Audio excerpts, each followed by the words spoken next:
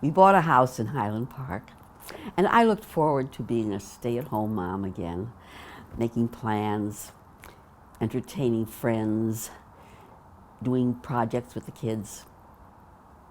But as the old Yiddish saying goes, man tracht und Gott lacht. Men plan and God laughs. Or as the Scottish poet said, the best laid plans of mice and men oft gang awry. A location opened up directly next door to Sam's location in Zion, in the same building. Sam thought we could break through the wall and he could increase his business by increasing his floor space double. Having learned a few lessons in the retail business from my parents and my experience in Kiwani, I said, I don't know, Sam, I think you could do as much business with the floor space you have without going to the expense of having another store. What this town needs is a lively ladies' store. Well, Sam thought that was a very bright idea and asked me, since I had the experience, would I help him open a ladies' department? I said, sure, I'll help you open, but you'll get a manager so I could retire. I'll be glad to oversee, but I can't be here every day.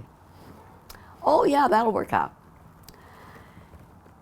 So fortunately, we had a lot of help from my mom and dad about credit, a buying office in New York, the good lines to buy.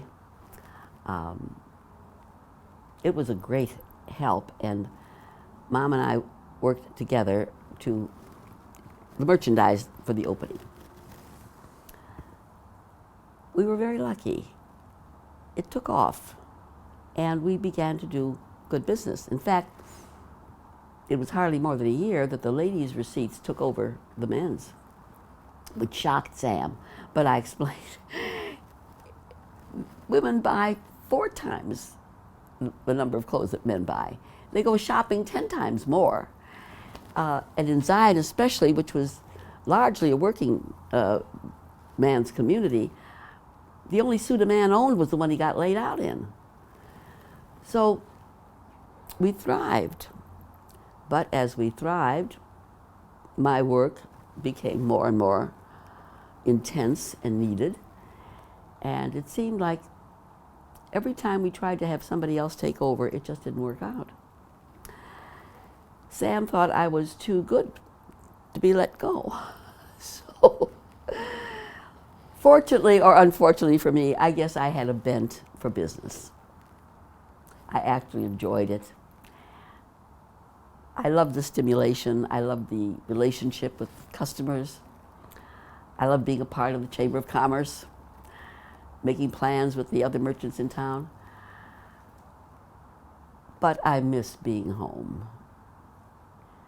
Those were busy years. I was working in the store, trying to be a homemaker, and in the back of my mind, I knew I wanted to go back and build a career for myself. At this time, the women's movement was beginning to be a popular movement. I thought I had gotten permission from society and myself to say, it's my turn. I have to take care of my own career. But I tried to do it while I was working in the store and being a homemaker. Youth has energy, and youth has optimistic plans of what can be done, and thank goodness that we have the strength to do it, because that's what I was doing. They were very busy years, packed with work, and yet they weren't as grim as the drugstore years after Buddy went to study out of state. I had a partner now to share things with.